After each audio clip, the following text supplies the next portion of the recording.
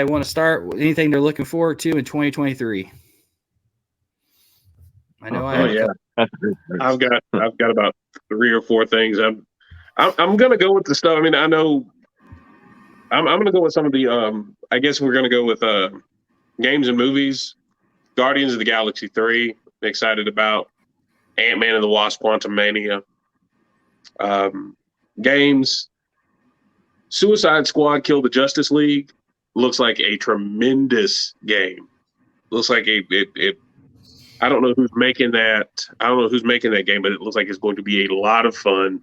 Actually, getting to play the bad guys. Kind of piggyback off of that real quick, Kevin. It's going to be the last. It's going to be the last performance of Kevin Conroy as Batman too. We lost Kevin Conroy just last year. I think I mentioned, Suicide Squad, Kill the Justice League. One more, Crime Boss, Rockay City. If you haven't seen the advertising for this, they basically took a bunch of 80s movies, stars and made a GTA clone game. Michael Rooker's in it, Chuck Norris is in it, Danny Glover's in it. I'm really excited to play that. I think that's coming out in February. And of course, it would not be a 2023 list without the movie that is going to win Best Picture by any measurement, Cocaine Bear.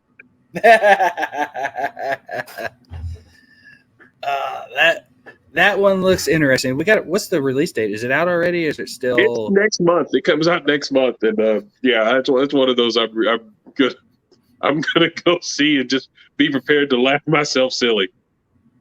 Yeah, I remember years ago reading the story about it, and then I seen that coming out. I'm just like, yeah, this is gonna be fun. Then how they did their own spin on the whole story and everything else. So yeah, this looks like something to be looking forward to. Oh yeah. So I'll go ahead and do some stuff I'm looking forward to. I'm a huge original Voltron fan, and this has been talked about for years, and it's been bouncing around, and there's some legal fights, but I'm hoping we get some more news on the Voltron live action movie that has been in the work for years. The last I heard was Amazon Prime was going to win the battle for the rights to produce it. So if they're going to make a movie or if they're going to make a series out of it. So I'm hoping that we get some more news on that. You do a Google search, look at the news. The last thing I can find is from like April or March of last year. So it's been kind of quiet for almost a year now. But that's how it's always been. It gets quiet, then something happens. I know they already have a director in the works picked out, and they have some screenwriters. Can't remember. They were in a couple. The screenwriter did a couple of popular, bigger name movies. So it's not like it's going to be like some unknown guy who's this. But hopefully, like we were talking earlier, hopefully they go with source material instead of writing their own story. Yep. Granted, I did like the Netflix animated series that they did. Thought it was phenomenal. I actually enjoyed it. It did its own creative spin on it, but at the same time, it still stays pretty close to source material. There's a couple of things near the end of the series that I was kind of like, I'm not sure if I really like, but the way they worked it together still worked out pretty good. So I'm definitely looking forward to John Wick 4. Especially, was it Danny Wu? Is that his name? The martial artist actor. He played the blind guy from Rogue One. Donnie Yen, yeah. He's going to be in it. And he was also in Ip Man or whatever it's called. IP Man, I thought it was called. Yeah, IP Man. Yeah.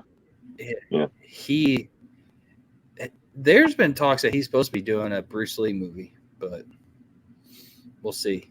That guy, if you ever seen him some of his stuff, he's up there with Bruce Lee in terms of skills. So yeah, watching the trailers for John Wick 4, seeing him in there, oh, that's going to be a pretty good. And then also, I'm a big fan of the Mission Impossible series with Tom Cruise. Look forward to the next one. I think it's 7 now, and then that's a 2-part, and I think it's supposed to wrap up the series with Tom Cruise. So definitely looking forward to it. Unfortunately, I'm not sure how it's going to play out with the sad news about Jeremy Renner. So hopefully he's still able to continue to act, but we'll see, because there's stories circulating that they don't think they're going to be able to save his leg, unfortunately. Ooh. Yeah, I guess his plow ran him over, and I guess it completely from what I heard, it completely severed his leg off. Oh my God. And then it like crushed part of his chest and everything else. So he's lucky to be alive. So prayers up to him. But yeah, there's talk that they're not 100% sure they're going to be able to save his leg. So we'll see. Hopefully, we'll pray that he makes a full recovery and he can continue acting, because I think he's a really good actor. And then on the video game side, I'm definitely looking forward to Ark 2. Hopefully, they'll get a lot of the bug fixes that they had in 1 fix. So yeah, that's pretty much my look forward to 2023. Tim, you got ads and stuff? Oh yeah, I got a lot. Kind of piggyback again off of Kevin's games right there. Suicide Squad. I'm really going to be invested in that game. I am a huge Kevin Conroy fan. I had the privilege of meeting that man twice in my life, and every experience was always phenomenal. Just meeting him at Comic-Cons and everything. He's really inspired me to wanting to be like a voice actor. He's one of the voice actors that's inspired me to want to become one. So I will definitely be playing that game in his honor for sure. I'll even try to stream it on Twitch if I can once I get that up and running.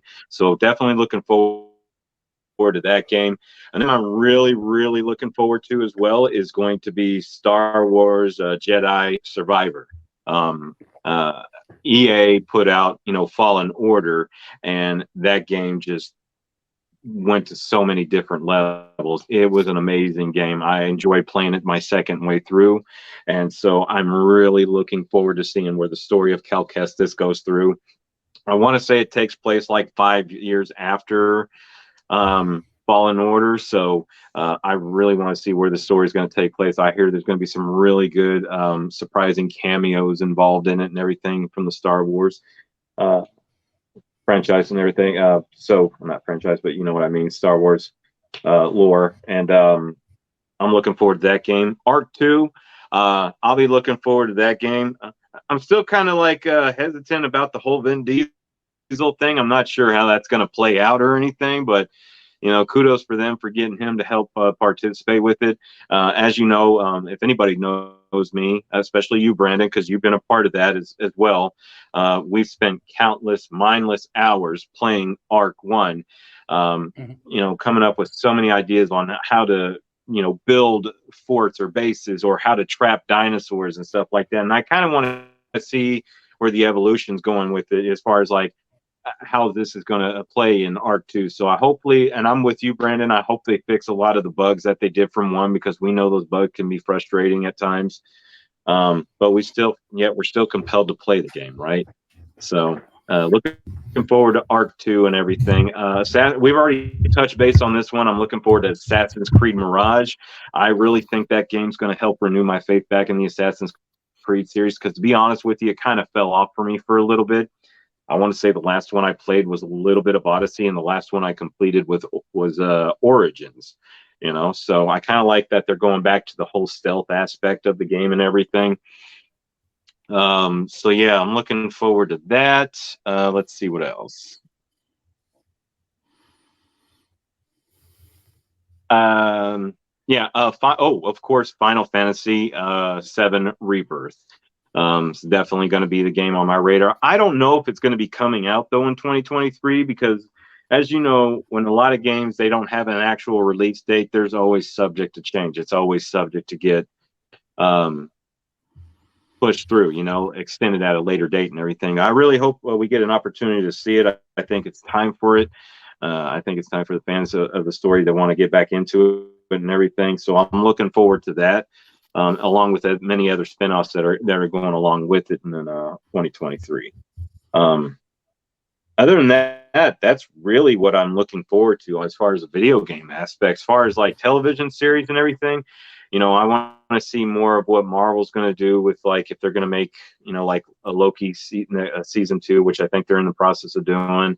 I want to see more shows like that. Can't wait for Mandalorian season 3. That's definitely on my to-do list. Ahsoka, God, I can't wait to watch that. I really want to watch that series go along, and I'm really glad they chose Rosario Dawson to play the character. Because, to be honest with you, before this even came out, when I first got to know the Ahsoka character and stuff like that, all I could ever think about was, you know what? If they ever make a story of this girl older, Rosario Dawson is the perfect pick for it. And sure as shit, that dream came true. So I'm looking forward to that series. Many other Star Wars projects that are coming out right now. And I'm also looking forward to hidden gem games. I'm trying to expand my horizons when it comes to video games, especially like we talked about on Game Pass and everything. I want to find some, games that are just kind of out there, just like some that people don't really think twice about playing and everything, and see how it turns out. So I'm looking forward to finding and discovering hidden gems of 2023. Yeah, going back to art too, and you mentioned Vin Diesel. The good thing about Vin Diesel, though, is he's into the whole gaming and video games. I mean, I think he still plays D&D, and he also plays World of Warcraft.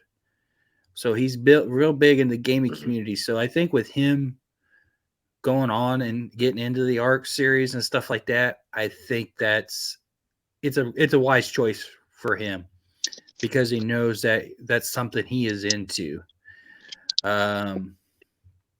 I know, it's better than getting somebody who has like no video game background or knowledge or anything like that and throwing them in. You can go back in World of Warcraft, they've got a Robin Williams NPC, because Robin Williams was a big World of Warcraft player back in the day.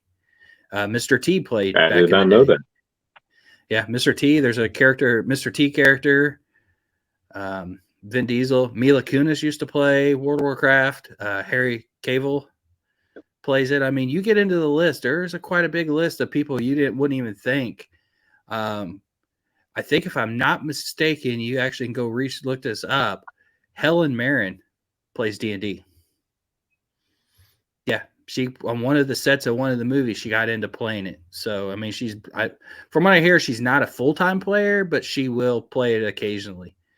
So, the guy that's married to Sofia Vergara, Joe Manganiello, like the abs and the long hair and all that stuff, he's avid D&D player. So for all you women out there, nerds can be hot too.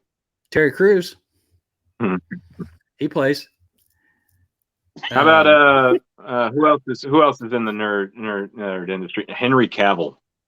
Yep. Henry Cavill, big time nerd. That's guy builds his own PCs. He's a huge, not only did he star as The Witcher, but he's also a huge Witcher fan of the series, of the books and the games and everything. It is going to be sad to see him go after season 3 and everything. But yeah, he's definitely big on that. And I did hear recently that they picked him up for a Warhammer series. So I think that's going to actually be pretty interesting to watch. But that was also kind of like, I guess, one of my things I'm looking forward to 2023 as well. There's the Witcher series is going to be doing some good things, hopefully within this year and everything. And of course, I'm looking forward to the Cyberpunk DLC that comes out as well. So are they planning on making any more Witcher games, or just going to update what they got out now? Well, now they're going to re-release the first Witcher game. The first Witcher game came out on PC, so nobody really, whoever played consoles, they didn't really get an opportunity to play it unless you actually played it on PC. So they're kind of revamping the whole first game, and they're making, from what I hear, they're making it into an open world. So that's going to be pretty interesting to see too. There's even even been now they just released a I guess you'd call it a remaster version of The Witcher 3. So if you have The Witcher 3 downloaded, you can get the new version of it. I've been playing it lately. It is gorgeous. It's still a gorgeous game.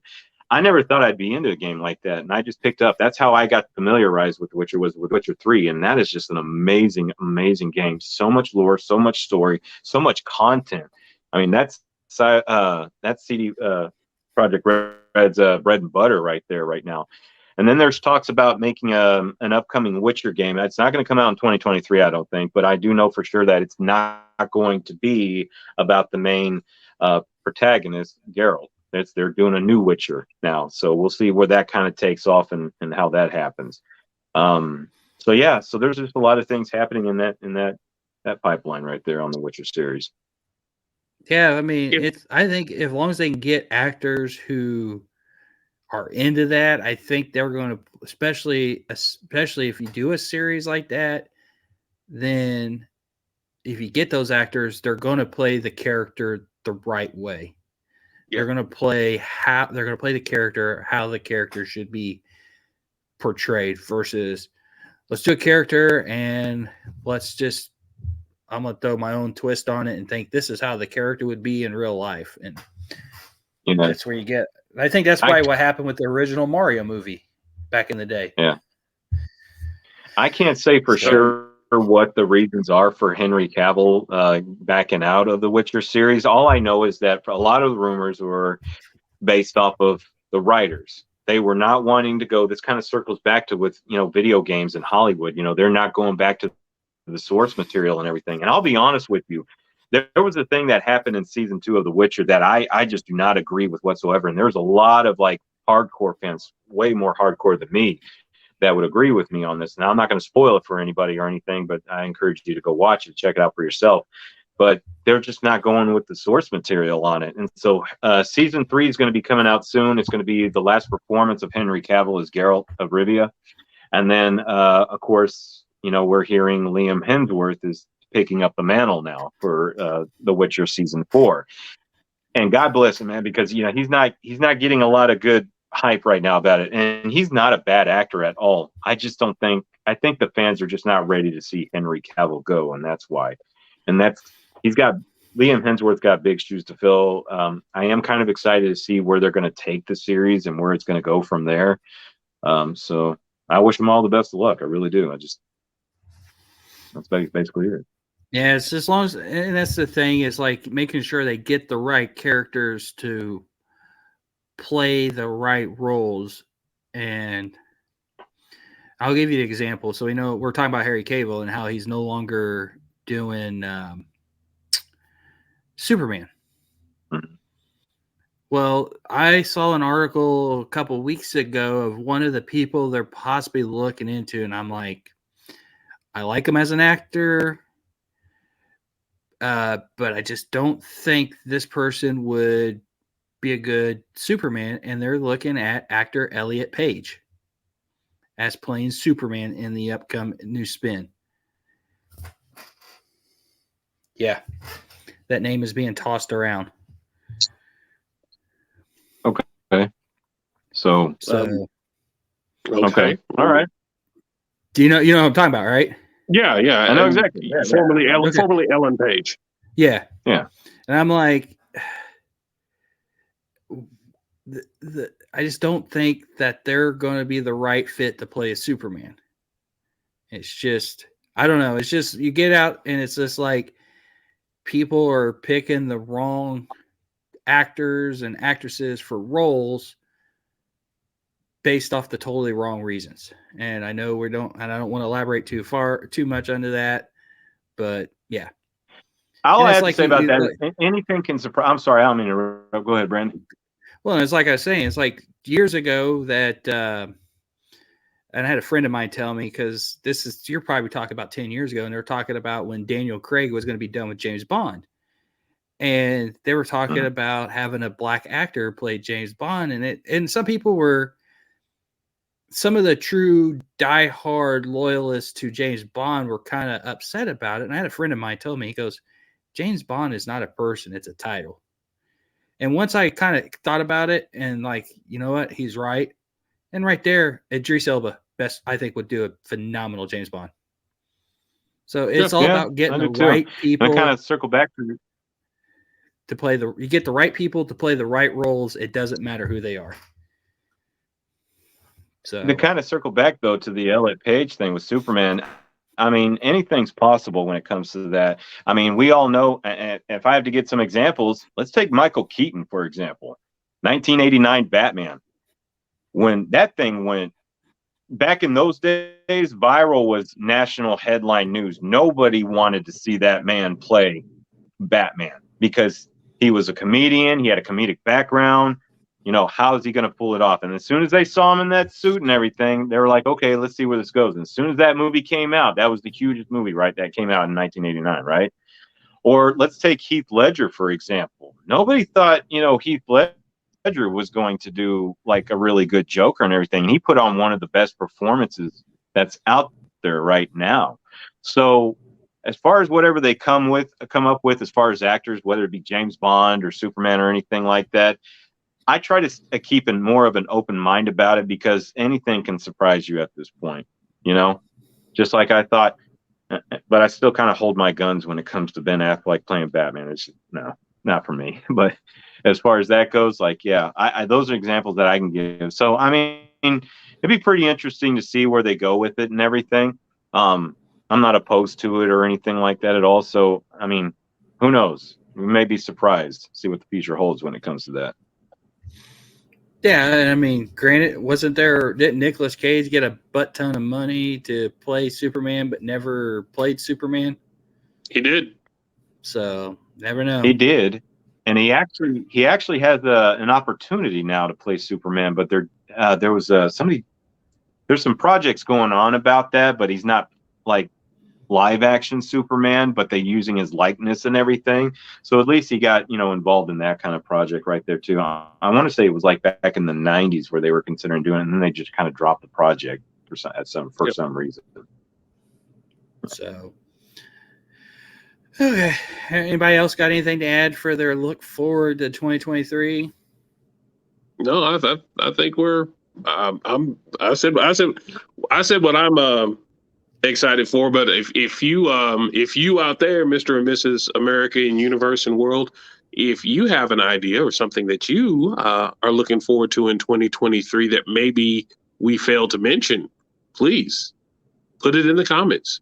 We would love to see what you're excited about. You've heard what we're excited about, and looking forward to what this year has in store in the field of entertainment and gaming, and just really excited. I'm going to add one more thing. I'm sorry. I'm going to add one more thing. I am really looking forward to the return of E3. I really hope that they put their effort in, because that is something gaming has sorely missed. I understand Nintendo does their thing, Sony does their thing, Microsoft does their thing, but to have it all come together and be a showcase, especially after basically missing 3-4 years and people kind of blowing off the show and all this stuff, it would be really, really nice to see the gaming community pull together again, put on a spectacular show, and show the world what we have, what the gaming community has in store for not just this year, but the upcoming years. I really hope Sony, Nintendo, Microsoft, Ubisoft, Square Enix, all these developers, I really hope they can pull a show together and not this fragmented mess that we've been doing for the last 3-4 years. Everybody kind of just, well, here's what we've got coming out, and we don't want to go to the show. And I don't know if that was a lot of that was a response to who won E3 and all this stuff. At the end of it, who wins is the gamers. The gamers get to see what's coming out. The gamers get to see the hardware, the software, the titles, the things that make us gamers. So I sincerely hope that E3 comes back with a vengeance this year. Yeah, I just looked it up. It's June 13th through June 16th. So, hey, give us some content to talk about. We'll definitely have to do a show after that's over, a recap of it. Oh, yeah. So hopefully by then we'll get it figured out. We'll be able to actually add some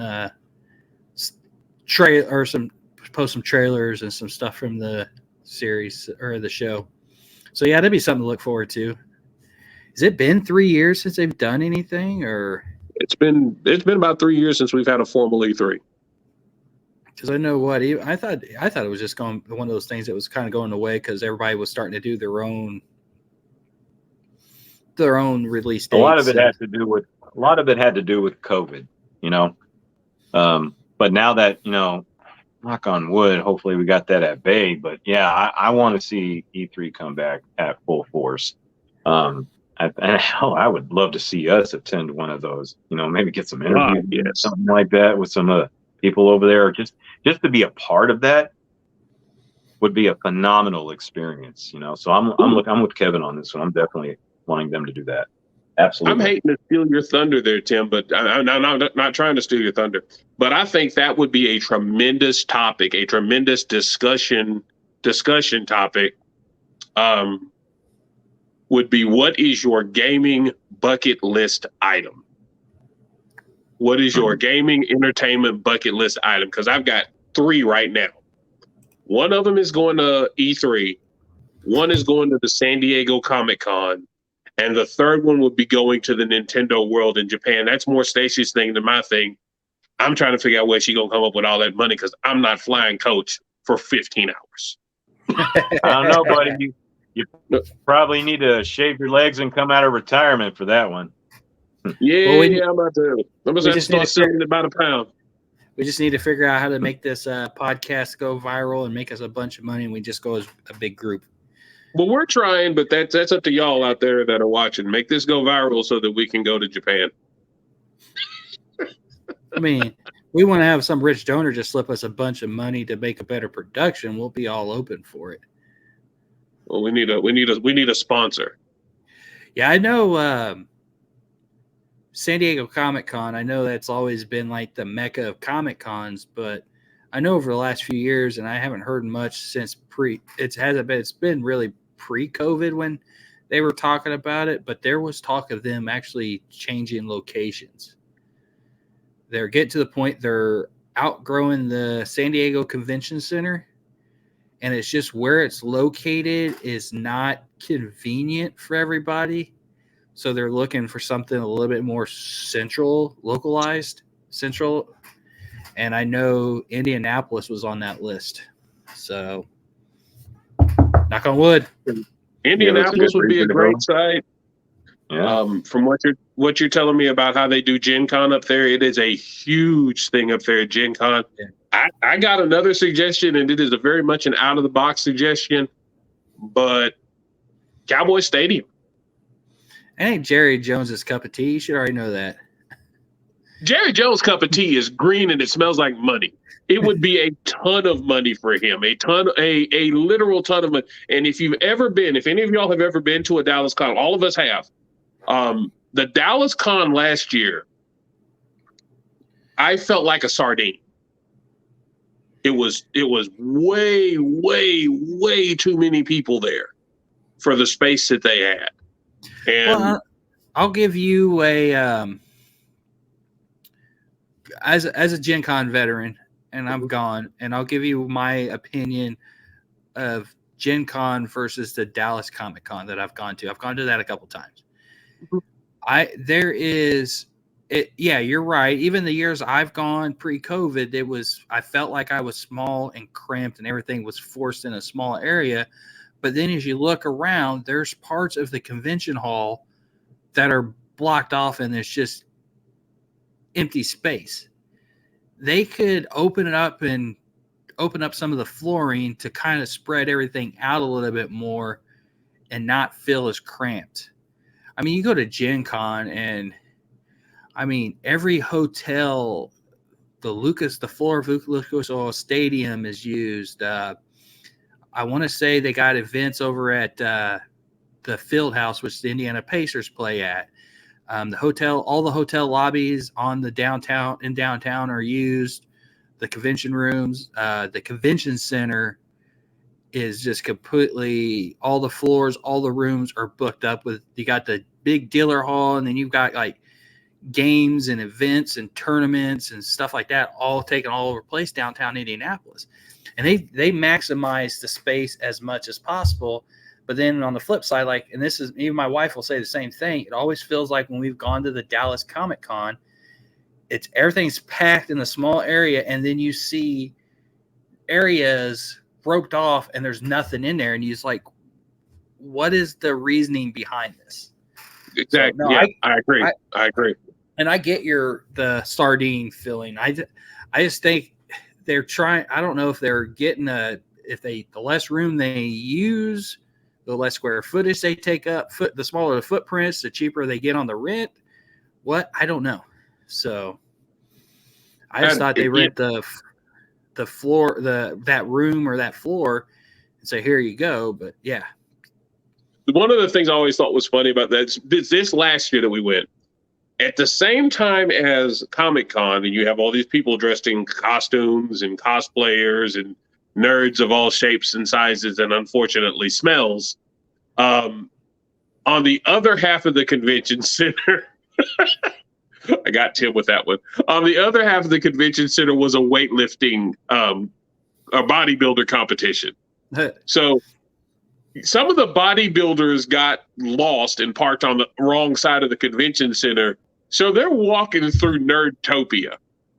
Yeah, swole up like this, walking, and he's just paranoid. He's, what is going on over here? Why are it's just freaked out by all the people dressed in garb and all the people who need nutritional supplements of all types. And it was one of the funnier things I saw last year.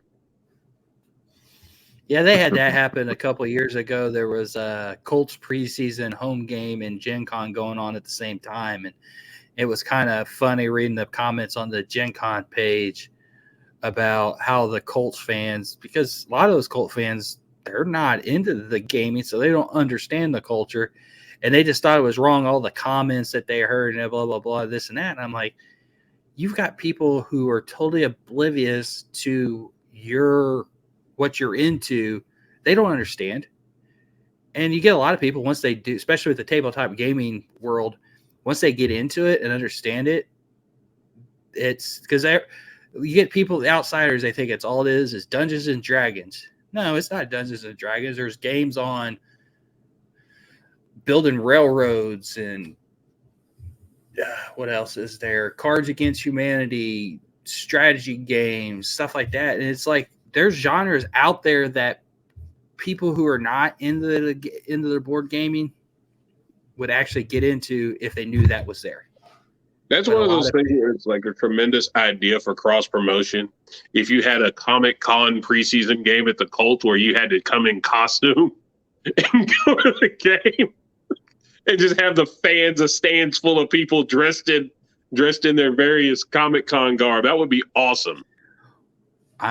If it wasn't for the fact that the NFL is all about money, especially on a preseason game on the Sunday or the weekend, Gen Con weekend, you would have a lot of people dressed in cosplay to go if you could get Colts tickets dirt cheap. That would be so much fun. You get a whole Lucas Oil Stadium full of people dressed as Spider-Man or Deadpool or dragons or half-naked chicks. I mean, yeah, it'd be kind of cool watching the camera between every play be in the crowd instead of on the field. But you know what that would do? That would draw the one thing the NFL really wants, and that's eyeballs.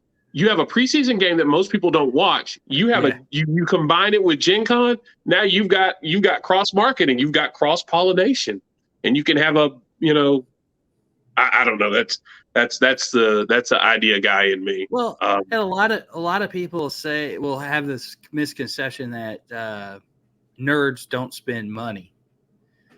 You get a lot of these people who go to the hotel or go to the restaurants or the events downtown, and you hear the managers at these restaurants, and they're like, the amount of money these people tip is just ridiculous, they say. And then there's just the way they're friendly and everything else and how stuff's going on. And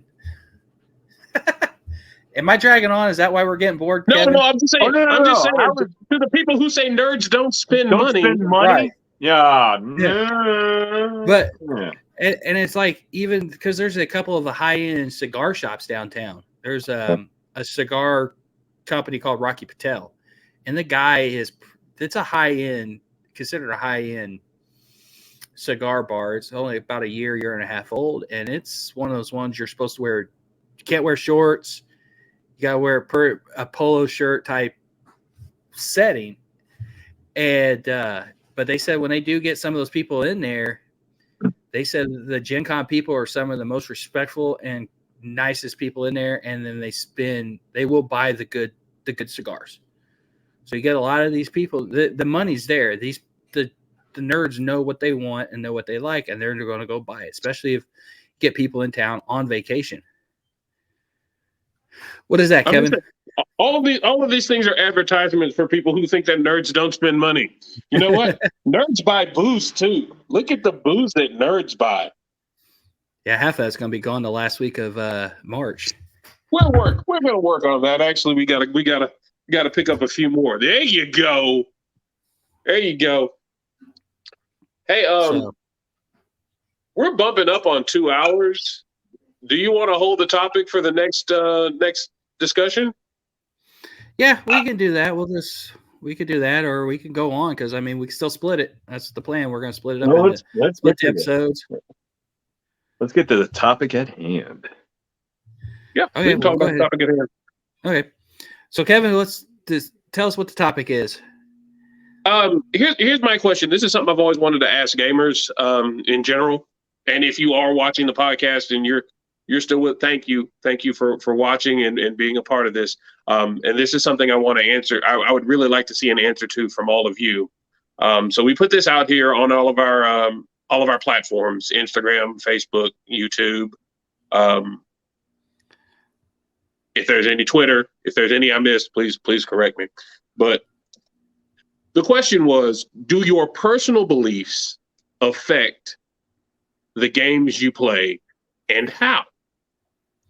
And we did receive a few responses, and that's one of the things is as we go through this and do this podcast, we are going to solicit interaction from you. We would love to hear your responses to the question. So I've got a few of these that I've noted here. Some are simple answers, and some are a little more complex. And I'm gonna leave the names out because, again, we don't necessarily know if y'all have agreed to submit your names to this. But one of the responses was, yes, it affects how I play a game because I can't play as a bad guy. And I understand that. I'm kind of one of those types too. Like, I always want to do the right thing, even in video game form. Another response was no, and this was more to the religious, I guess, aligning personal beliefs with religion, because this person is an atheist, and they said it does not impact the video games that they play. They just play whatever. Respect that. One of the answers was yes, just yes. Not really much in the way of elaboration, but again, it kind of goes back to how it affects what you play, what games you play, and how you play them. And another one, and I think this was a very profound statement, is yes, because what are you aside from your personal beliefs? Which I think is a very, very deep answer. I mean, because you essentially are who you are as a person is every facet of that is impacted by your personal beliefs. And so if you've got an answer, if you're out there and you're watching the podcast or you're catching this later and you haven't answered this question, please put it in the comments below and let us know. But I would like to expound on that. And I'm gonna if y'all are okay with that, I'm gonna go first with kind of how I arrived at that question. Mm-hmm. We were talking about Assassin's Creed a little while back.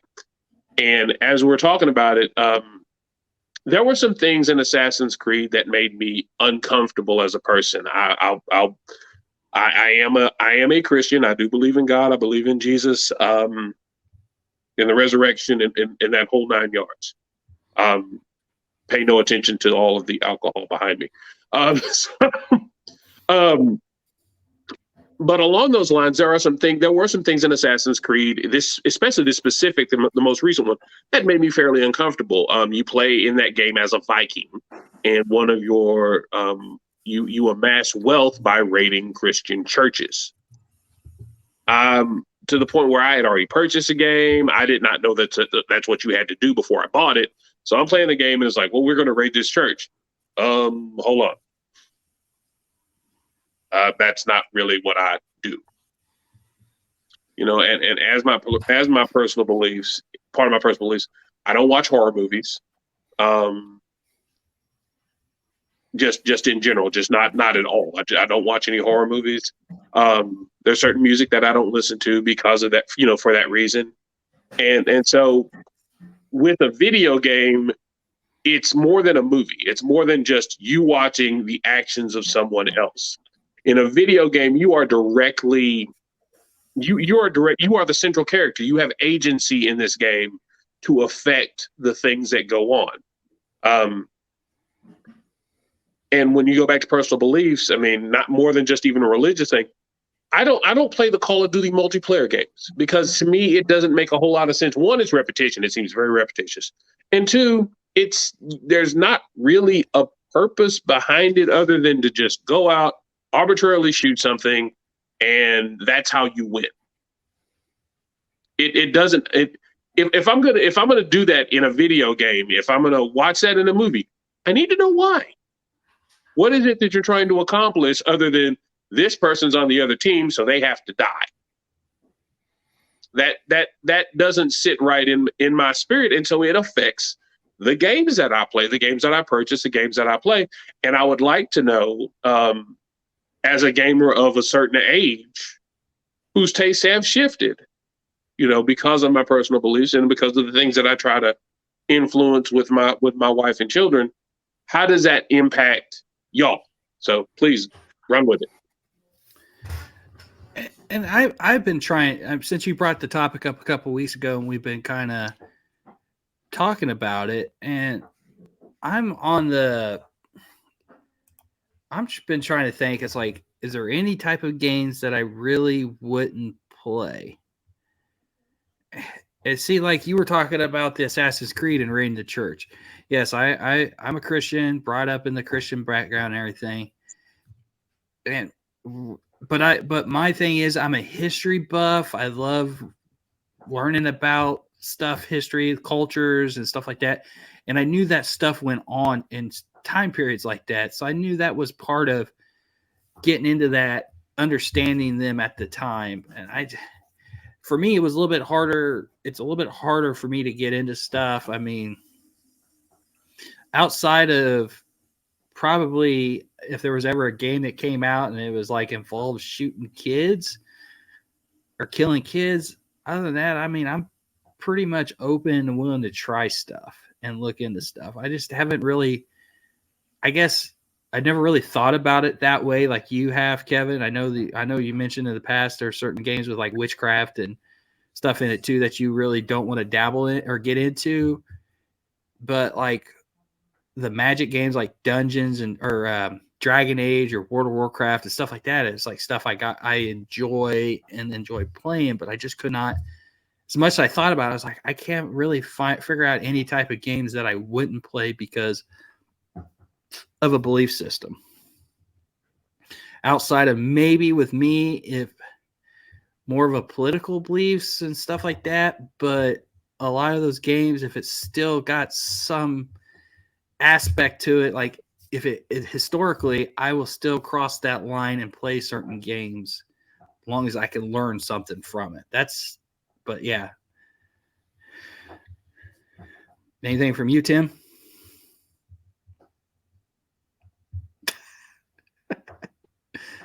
Oh yeah.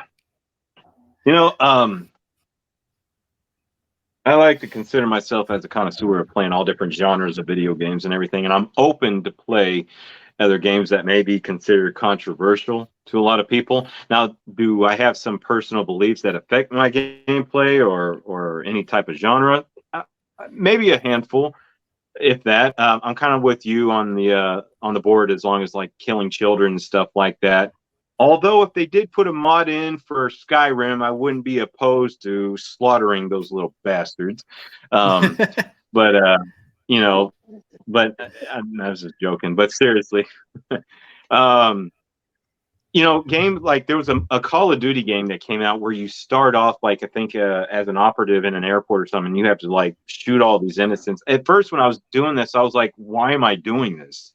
What the hell is going on here?" And that kind of became a controversial thing in itself, you know. But I get at the end of the day, though, it's just a game. It's just how it played through. So I just kind of soldiered through that and just did that kind of thing. You know, but as far as like the personal beliefs and everything like that, I mean, that can really that's a broad band of how that question can go for me when it comes to playing video games. You know, whether it becomes advertisements in games or political or even religious in some cases. You know, it just really depends on the game itself. I'm more open to playing other genres, you know. So as far as my personal beliefs go, yeah, I would say there's not exactly a limitation to me, but when it comes to like certain games that I won't play, like I'm sorry, my personal belief as far as like playing a football game or something like that, it's just not me. Madden, it's the same damn game that comes out every year. All they do is just put a little tweaks here and there. It's like buying an iPhone every year. It's the same damn thing, you know? It's just like, so my personal beliefs are, how can I justify myself paying full price for a video game that's really just going to ultimately be the same thing, you know? Now, I get, you know, the sports industry and video games, they've tried to up it up a little bit when it comes to like throwing in a little campaign here or some other, you know, side things that you can do. But that's just my personal, you'll probably rarely find in my collection back here a sports game. Not to say that there's not in there or anything like that, but my personal beliefs is like, if you're going to enjoy the game, enjoy what you want to play and everything. And like somebody can completely disagree with what I said about sports games, and I'm fine with that. My personal belief when it comes to video games in general is just do what you love, play what you love, and game on. All right. You know, and be open to other experiences and everything. And if you don't, at the end of the day, you can just tell yourself you just didn't like it, but you tried it, you know? Yeah. And I know with some people, video games is, like they always say, is an escape from reality. Oh, yes. Even though you might do something in the game, you know, 100% you'll never, ever contemplate doing in real life. And exactly. I think that's how, like, some people look at it. It's just like, you know what? I'm ready to disconnect from everything for a little bit and just relax and enjoy myself. And I think that's where it gets into the whole be willing to go past certain thresholds that with stuff that goes on in the game. And it's like that. What was that last comment you read, Kevin? What was it again? What are you beside? What are you apart from your personal beliefs? Well, and I think and I know with some of the RPG games that are coming out now, where as you progress through the game and you have to select certain responses and actions, and it dictates how the game is played, you're getting a lot more games in ways that it's like kind of like, remember the old school choose your adventure books? Yeah, exactly.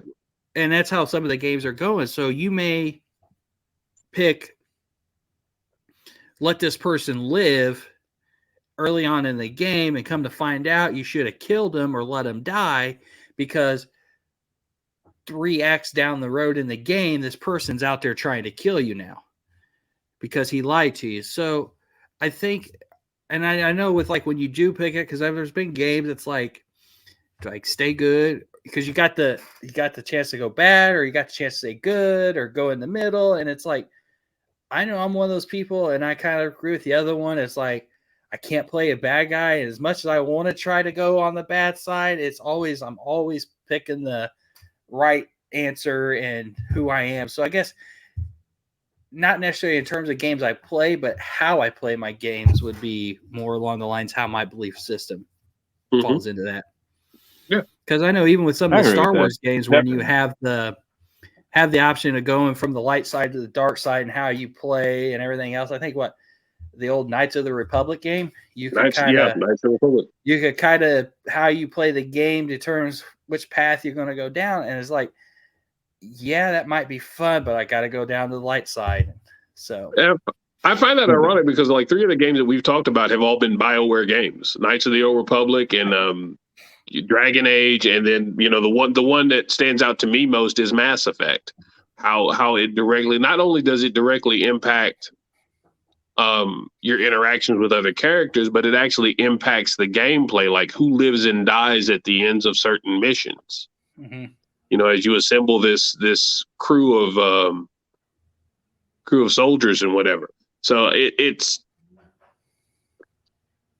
your decisions have weight, and not only in the individual game, but across the series. It very much is imitating life in that respect.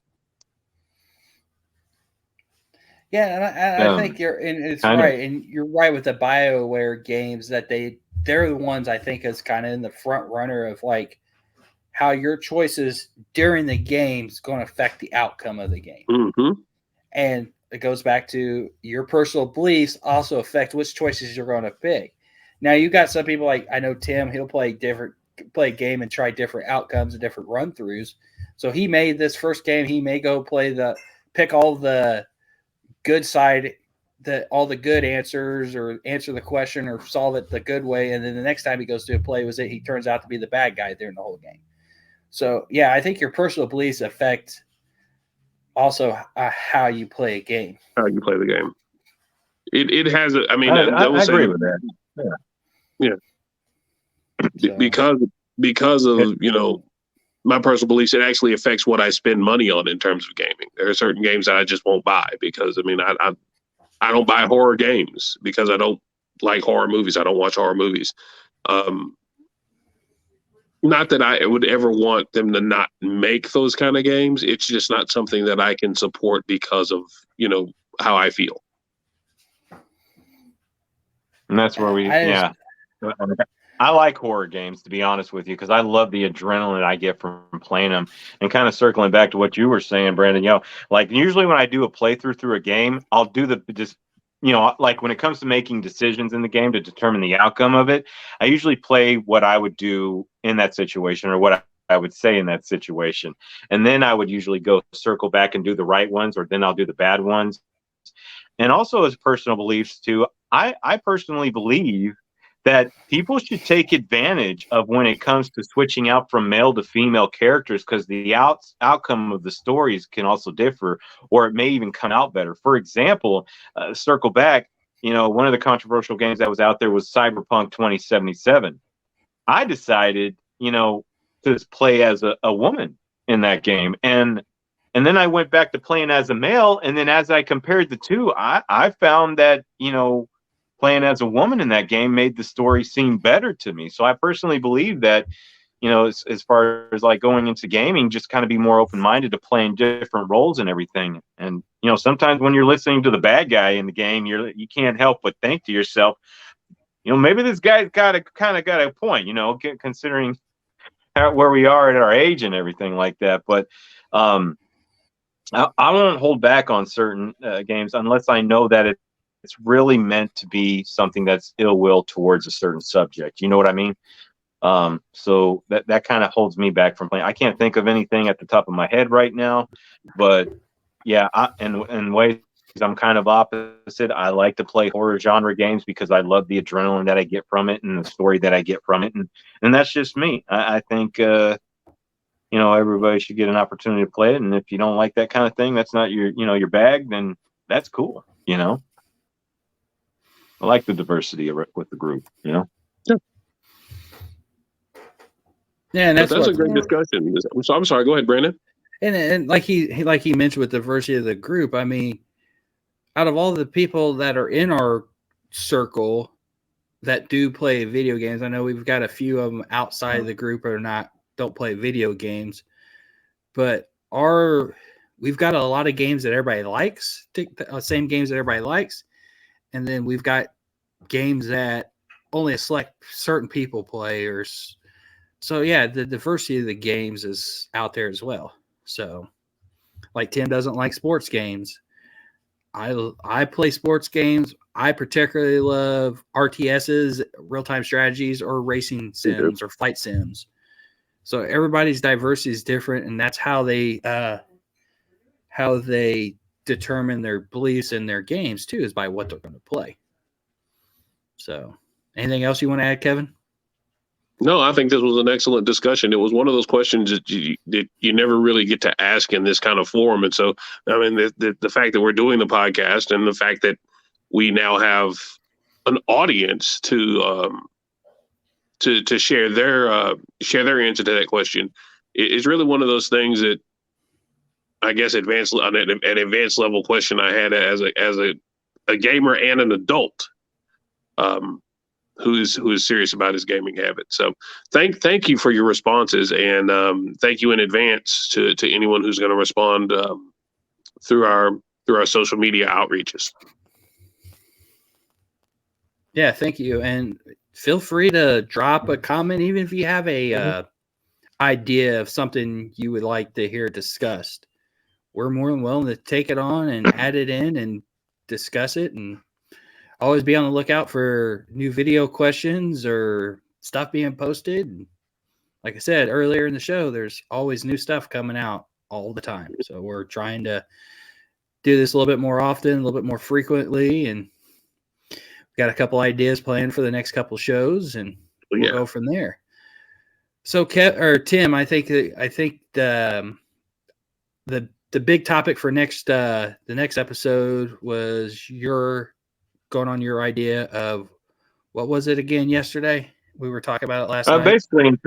Basically, it's in terms of what is your perception of video games when you were a child versus what you're as an adult now. So something to that effect right there. I'd like to know how your ideas or perception of video games have changed over the years and how you came about that.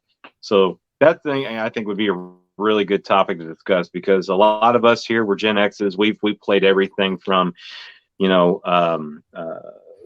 first gens to all the way up to the current gens now and everything. And I kind of just want to know what people's thought process are of how's that changed over the years for you, or has it changed at all?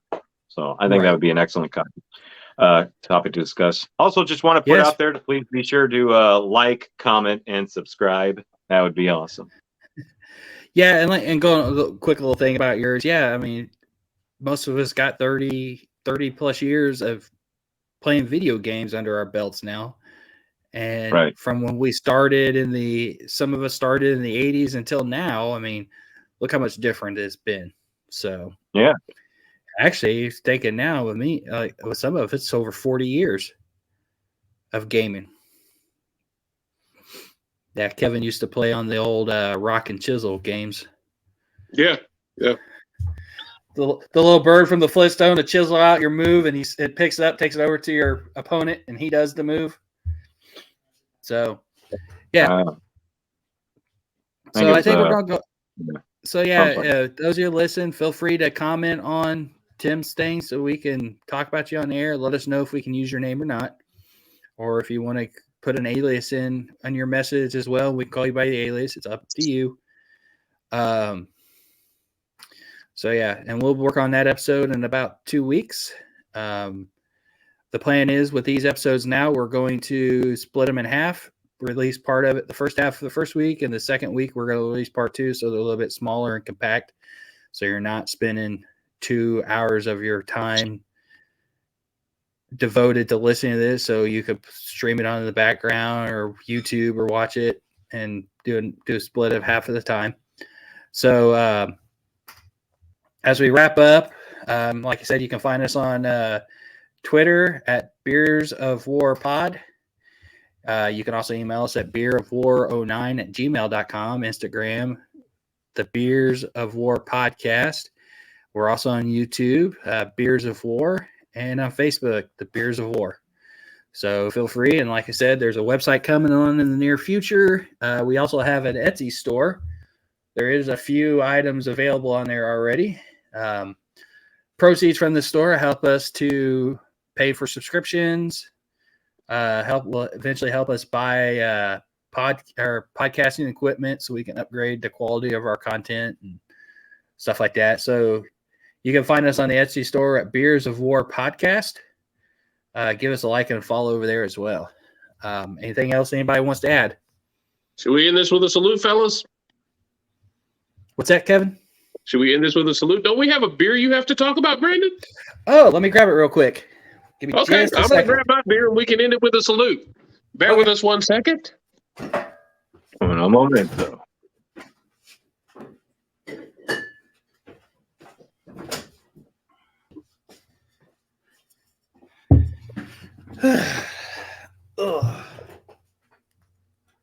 Uh-oh, did we lose Tim? I don't know. We may have lost him. I mean, it says so here. It's just like his camera went away. Yeah. So what do you got for your beer, Kevin? I have, let's see, well, who made this? Courtesy of the, let's see, Martin House Brewery Company, Martin House Brewing Company in Fort Worth, Texas. I have lemon icebox pie beer. Lemon icebox pie beer. If you've never had lemon icebox pie, it is one of the best summer desserts you could ever possibly imagine. Must be a southern thing. I've never really heard of it. It's a sour ale brewed with graham crackers and lactose. So if you're lactose intolerant, don't do this. But you can definitely taste the graham crackers in this, and the very sourness of the lemon. What do you got, Brandon? We are not sponsored by these. We are not sponsored or endorsed by these beers, by the way. We just like drinking them. I am drinking a beer called Spotted Cow from the new. Hopefully I don't butcher her name. Galaris Brewing Company of Wisconsin. It is from the website. It said it was a farmhouse ale. Most people said it's got more along the lines of a cream ale taste. You can only find it, unfortunately, you can only find it in the state of Wisconsin. Cannot find it anywhere else outside of the state of Wisconsin. They refuse to sell it outside of Wisconsin. So you got to know somebody that goes up there. And luckily I had a manager at one of my customers who went up there and has family up there and brought some back and was kind enough to give me a bottle to try and preview on the show. Smells, that's not too bad. I was told it tastes a lot like Yuengling.